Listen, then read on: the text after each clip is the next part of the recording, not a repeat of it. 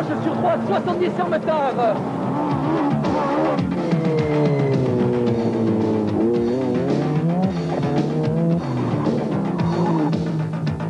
Pour en arriver là, il a fallu en passer par là. Il y a 35 ans, naissait le Tour de Corse, séquence souvenir avec Jean-Michel Lelio.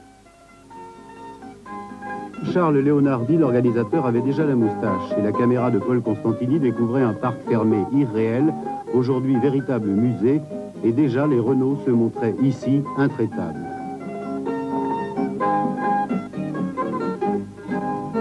En 1960, c'est une Porsche, celle de Strahl Linge, qui signait la première victoire de l'industrie automobile allemande dans l'île de Beauté. Souvenir, souvenir, c'était dans les années 70 et des visages que vous allez reconnaître.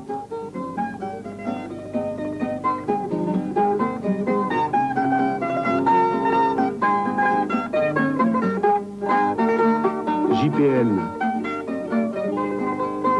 Jean-Claude, Gérard,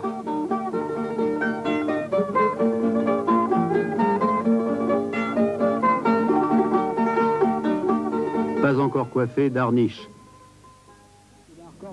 Et la version coiffée d'un Bernard Darniche qui remporte en 1981, il y a tout juste 10 ans, son 6e succès au Tour de Corse, un record. C'est aussi la fin d'un règne pour la Lancia Stratos, couronnée pour la 5e fois dans l'île de Beauté, et qui achève ainsi une carrière somptueuse. L'année suivante, en 1982, Jean-Claude Andruet, qui est en Corse comme un poisson dans l'eau, croit pouvoir offrir à la Ferrari 308 GTB un triomphe historique.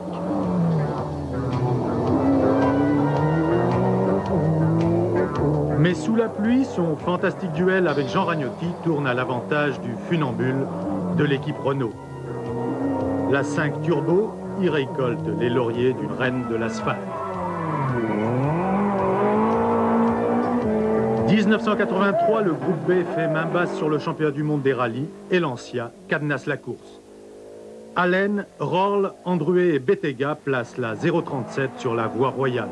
Ce n'est plus un vote, c'est un plébiscite. Ce n'est plus une victoire, c'est un véritable triomphe. Et le succès de Marco Allen est le premier d'un pilote nordique sur la terre corse. Je trouve que ça a de l'intérêt justement qu'un nordique vienne gagner sur un terrain qui est un terrain de spécialistes. C'est vrai que le goudron en général n'est pas le terrain idéal pour les gens de Scandinavie et là ils ont prouvé le contraire, c'est chouette. C'est chouette, c'est vrai, et rebelote l'année suivante pour Marco Allen et la Lancia 037. Mais Vatanen, le lion de Peugeot, n'a pas rugi pour rien dans le maquis. Il a prouvé qu'il avait de l'appétit, Vatanen. Quand il revient en 1985, c'est pour gagner. Mais le Tour de Corse, cette année-là, aura un goût amer. Attilio Bettega nous quitte et plus rien ne sera pareil. Ragnotti et Vatanen tenteront de faire oublier le drame en vain, car après l'abandon d'Harry Vatanen, Jean Ragnotti remportera le succès le plus triste de sa carrière. Mais Renault pourra toujours se glorifier d'un record de 13 victoires sur le sol corse. Terrible loi des séries, en 86, à nouveau le drame. Cette fois, c'est Henri Toivonen, l'enfant chéri des rallyes, qui disparaît. En un an, l'équipe Lancia est complètement décimée. Elle avait pourtant trouvé la réplique à la 205 Turbo 16. Au moment de son accident, la Delta S4 de Toivonen dominait la situation devant la Peugeot de Sabine. Et celui-ci l'emportera dans la tristesse générale. Le groupe B a fait bien trop de victimes. Il disparaît en 87. Vive le groupe A. Avec cette nouvelle génération de voitures, les jeunes pilotes français trouvent enfin l'occasion de montrer leur talent. Loubet et Auriol ouvrent la voie. Mais c'est Bernard Béguin et sa BM qui gagnent.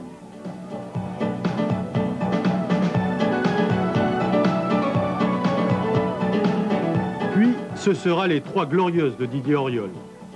88, duel terrible avec Yves Loubet, mais c'est Auriol qui donne à la Sierra Cosworth sa première victoire en championnat du monde. 89, c'est Chatriot qui croise le fer avec Didier, mais c'est celui-ci qui porte les stockades. 90, Loubet puis Sainz tentent de s'opposer à Auriol, en vain. Auriol réussit la passe de 3. Qui donc pourra battre Didier Auriol cette année? Ils sont 5 ou 6 à pouvoir le faire et la bagarre promet d'être chaude. Nous vous la ferons vivre la semaine prochaine dans Automoto dans un spécial Tour de Corse, ne le ratez pas surtout, mais dans l'immédiat, les forces en présence de ce 35e Tour de Corse. Bien malin qui pourrait donner aujourd'hui le nom du vainqueur du Tour de Corse. Ils n'ont jamais été aussi nombreux, en effet, à pouvoir gagner un rallye du championnat du monde. Rien que des purs sang. Des missiles sol-sol programmés par des experts de l'asphalte pour faire péter des temps à chaque détour d'une route qui donne le vertige. Ils se craignent tous, c'est ça aussi, le respect mutuel. Pour moi, on ne sera pas moins de 5-6 pilotes à pouvoir prétendre à la victoire. Sur le papier, le favori numéro 1, c'est Didier Auriol.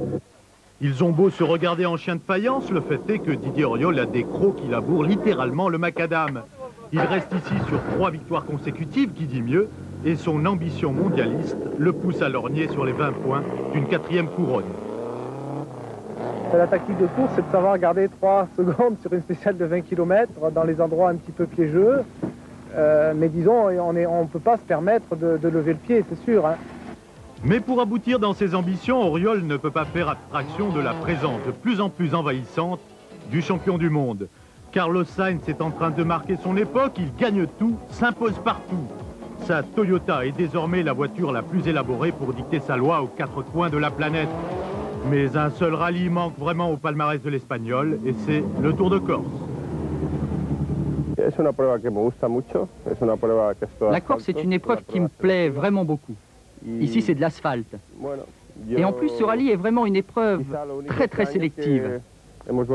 Mais surtout cette année, ce qu'il y a, c'est que les spéciales sont vraiment longues. Et c'est ça qui représente finalement le vrai danger de ce rallye. Mais bon, il n'y aura pas de problème. Tout ira bien quand même, j'en suis sûr. Derrière ces 2 mastodontes, les cannibales n'hésitent pas à montrer les dents. Ils ont une terrible fin de victoire. Et François Delecourt ne cache pas qu'il lorgne ici vers le premier succès de sa carrière. À Monte-Carlo, il a fait sensation. Au Portugal, il a fait impression. En Corse, il fait déjà naître la passion. Le talent du pilote, allié au potentiel d'une Ford qui ne cache même plus son tempérament de bête de course, nous font prendre très au sérieux les chances de cet équipage. J'ai vraiment hâte de faire quelque chose dans ce rallye parce que les 2 dernières années, les 2 précédentes éditions, j'ai abandonné avec la 309. Et cette année, au volant de la Cosworth, j'ai vraiment bon espoir. Comme Delecourt, Armin Schwartz est jeune et bourré de talent. Il va vite, mais il sort souvent de la route. Le jour où sa Toyota atteindra l'arrivée, elle ne sera pas loin de la première place. Yves Loubet, c'est un peu la même chose. Il a toutes les qualités pour gagner un rallye comme celui-là, et il l'a prouvé dans le passé. Mais avec lui, tout se passe dans la tête. C'est tout ou rien. J'essaie de pas trop y penser. De toute façon, c'est un rallye que j'adore, c'est mon rallye. Et je vais tout faire pour être encore au top pendant le rallye. Il serait imprudent ensuite de négliger un pilote comme Saby. Certes, Bruno n'est plus tout jeune, mais parfois l'expérience s'avère plus payant que la fougue. Même cas de figure avec Bernard Béguin et sa Ford peaufinée par un préparateur belge qui ne laisse rien au hasard. Que peut espérer François Chatriot au plus haut niveau? Sa Subaru Legacy est un peu l'inconnu de la course. On attendra de voir pour y croire. Pareil pour l'Alpha 75 Turbo de Pierre-César Baroni. En revanche, depuis le Critérium alpin, on sait ce que valent les petites Renault Clio de Ragnotti et Bugalski. Claude Balési, le Corse, leur donne un petit coup de main ici. On devrait les voir encore arpenter le macadam avec leur tempérament de bonnes petites gagneuses.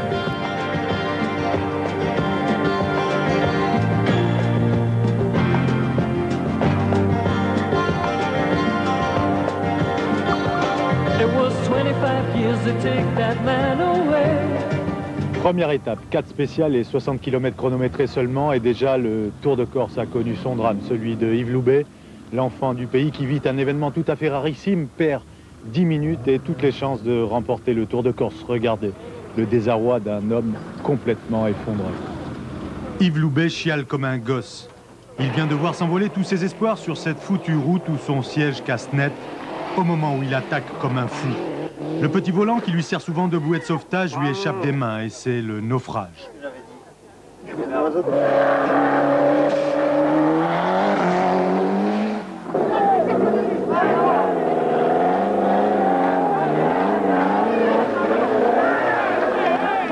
Entre l'instant où la voiture bascule dans le fossé et celui où elle peut enfin repartir, il s'écoule 10 minutes. Pendant ce temps-là, Armin Schwartz, kamikaze complètement survolté, balance ses premières roquettes. Seul François Delecourt peut utiliser ses patriotes pour répliquer à l'allemand. Il ne lui abandonne que 12 secondes. Sainz, le matador, sait qu'il doit éviter les cornes de ces deux taureaux sauvages. Avec 15 secondes de retard au bout de sa muleta, il fait en sorte d'amener ces deux fauves sur le terrain où il pourra porter les stockades.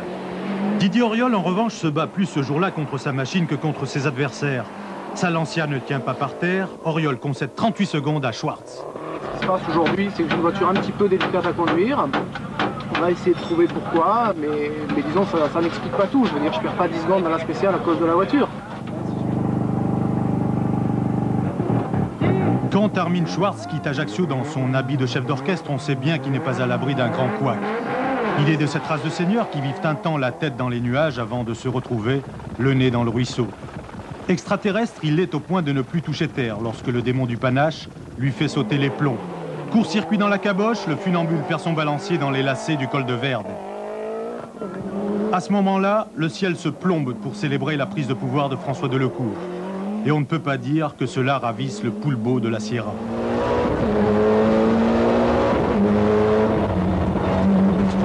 Delecourt étonne non pas par sa maestria au volant, mais par une perception des choses de la course qui fait battre les cœurs en agitant les gros lots des sentiments. Car cet affamé du champignon, c'est toujours rester humain. Ce qui est certain, c'est que je voulais de toute façon pas hausser le rythme. Ça, je l'ai toujours dit depuis le début de rallye. Je me suis pas affolé plusieurs fois. J'ai reçu, comme on dit dans le jargon auto, plusieurs fois je me suis pris 15 secondes, 10 secondes, mais tant pis, j'ai essayé de faire surface et après récupérer mon temps perdu. À force de ne voir la course que par le petit bout d'une lorgnette qui nous restitue sans cesse les exploits de Schwartz et de Delecourt, on a un peu oublié qu'Auriol court ici après la gloire d'une 4e victoire et que Carlos, roi d'Espagne, cherche à étendre son empire à la Corse.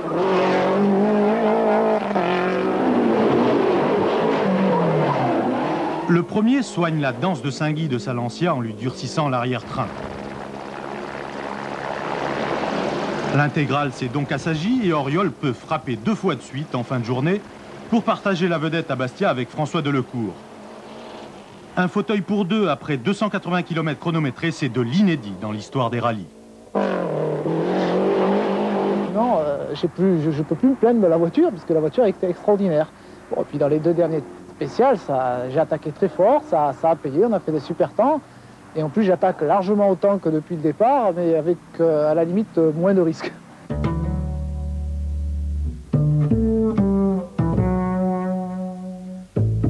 Auriol sait désormais qu'il doit se garder à droite et à gauche.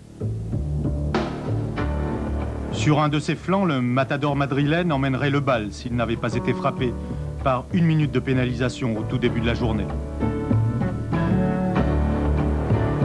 Puis, le champion du monde signe 5 scratchs sur les 9 de cette 2e étape.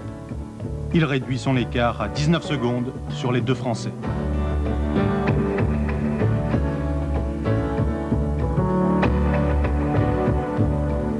Et puis, il y a ceux qu'on ne reverra plus. Bruno Sabi qui se fait piéger par la grêle et reste en bascule devant le vide d'un précipice. Jean Ragnotti qui se fera punir un peu plus tard avant de casser sa transmission. Ils ne feront donc plus partie de cette 2e fournée où mijotent les espérances de Franco Cunico l'Italien, de Marc Duez le Belge, de Malcolm Wilson l'Anglais, de Béguin et Chatriot qui ont beau ne pas se voir en peinture mais qui décalquent leur course avec une rare harmonie.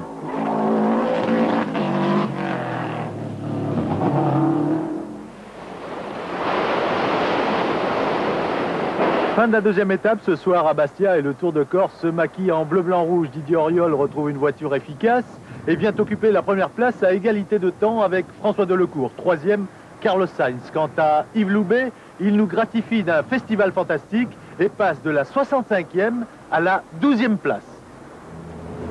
En quittant Bastia, François Delecourt pose vraiment ses conditions. Il est à ce moment-là celui qui peut en faire à sa tête. Et il ne s'en prive pas. Cabochard comme pas un, il insiste et dicte sa loi à un Didier Auriol qui met son orgueil dans sa poche et attend que l'autre épuise son ardeur dans les tourments de la Haute-Corse. Mais plus le temps passe, plus la Ford fait son numéro. Elle en impose la garce. Et son driver n'est pas encore à la cravache. Sans aucun respect pour la hiérarchie, il s'est mis dans la tête d'abattre les idoles jusqu'au moment où, dans le désert des Agriates, il se fait prendre aux pattes par un fil de 4 sous. Là, c'est vraiment la poisse dans tous les sens du terme. C'est un fil qui alimente la pompe à essence, qui s'est déconnecté après une portion très bosselée dans la dernière spéciale. Et le temps de trouver la panne, 12 minutes s'écoulent et le rallye, on perd le rallye. Hein. Tout autre que Delecourt aurait été assommé en prenant le ciel sur la tête. Pas lui. Il se déchaîne comme ça, juste pour le plaisir, aligne 3 temps scratch et rejoint Calvi avec la satisfaction du devoir accompli. Là, je suis complètement libéré, j'ai plus de pression. Maintenant, j'ai simplement envie de montrer qu'en allant un ton au-dessous, je conduis la voiture à 110%. Et ça fait des temps, ça paye puisqu'on vient de faire les 3 scratchs. Le pilote de la Ford dans les choux, ou presque, le combat change d'âme. Il remet sur le tapis l'éternelle rivalité entre Sainz et Auriol.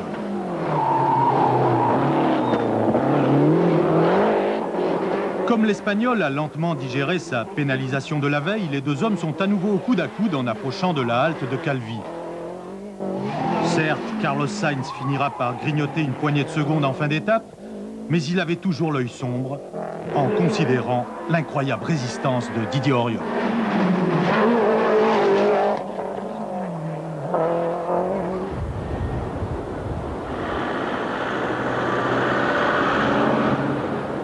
Un fil de pompe à essence qui se débranche et voilà comment on perd le Tour de Corse ce soir à Calvi à la fin de la 3e étape. François Delecourt en a gros sur le cœur, il a perdu une bonne quinzaine de minutes et ne peut plus rien espérer, mais il restera Delecourt, le héros de ce Tour de Corse. Alors qu'en revanche, la balance penche ce soir en faveur de l'Espagnol Carlos Sainz.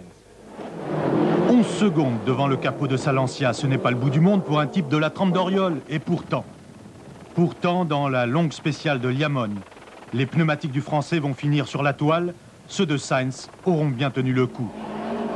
Et Auriol voit fondre près d'une demi-minute avec la gomme de ses pneus. Il sait désormais qu'il ne reviendra plus. Si vous aviez quelque chose à retenir de ce Tour de Corse, ça serait quoi? Mais je crois qu'il y a François Delecourt qui a démontré encore une fois que c'était un pilote qui va très vite et qui est très sûr. Et pour moi, dans cette dernière étape, s'il avait été là, je crois que ni moi ni Carlos, encore mieux Carlos, parce que c'est lui qui gagne aujourd'hui, mais je pense pas qu'il aurait pu faire quelque chose. Delecourt, précisément, qui fait péter une perf de l'autre monde dans Notre-Dame de la Serre. Mais c'est hélas le chant du cygne de la Sierra. Elle renonce un peu plus loin, différentiel cassé. Dommage pour François et Anne-Chantal Poels, mais ici, ils se seront fait pour toujours une réputation de héros. On retiendra encore de cette dernière étape le résultat encourageant de la Subaru de Chatriot, 9e. La fiabilité de la petite Renault Clio de Bugalski, 8e.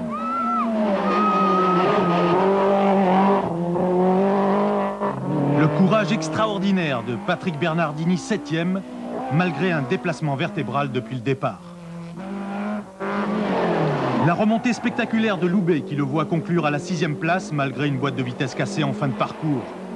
L'opiniâtreté d'un Marc Duez, bon 4e, qui ne se contente plus de faire du spectacle. L'excellente 3e place de Franco Cunico qui sauve la mise de Ford sur des routes corses où il lui pousse des ailes. Et enfin, la victoire en groupe N pour l'étonnant Jean-Pierre Manzagol, 45 ans, des cheveux blancs et un moral de battant. Chapeau! Et comment ne pas terminer en rendant un ultime hommage à celui qui restera dans l'histoire des rallyes comme étant un véritable seigneur de la course.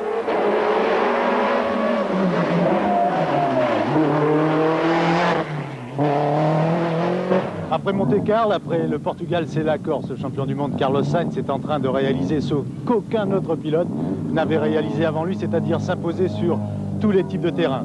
Il est bien aujourd'hui le pilote le plus performant de tous les temps et pourtant ici en Corse, les deux Français, Didier Auriol et François Delecourt, n'ont jamais démérité.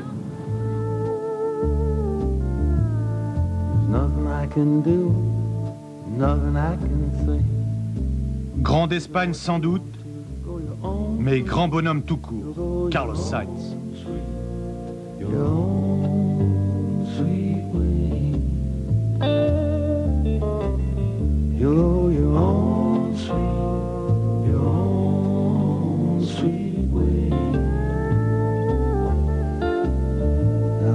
Talk to you, see it. I can talk to you.